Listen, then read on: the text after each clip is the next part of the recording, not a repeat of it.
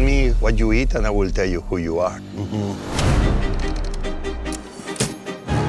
That's what this show is about. It's about food, bringing people together. That's what they care about. I think this can bring people together immediately.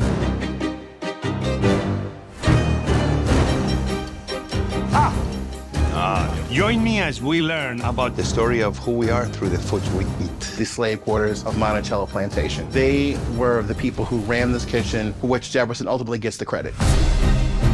When you have people sharing food through those dishes that represents their culture, Nobody knew what another was. Now maybe the new taco.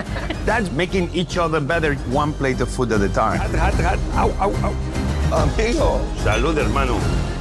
Let's go, my friend. The history, years or centuries, lives in the present. Me llamo José Andrés, y esto es MasterClass. President Obama called me the crust master. Wow, that's official. This is a Crusty. big title. Crusty for short, yes.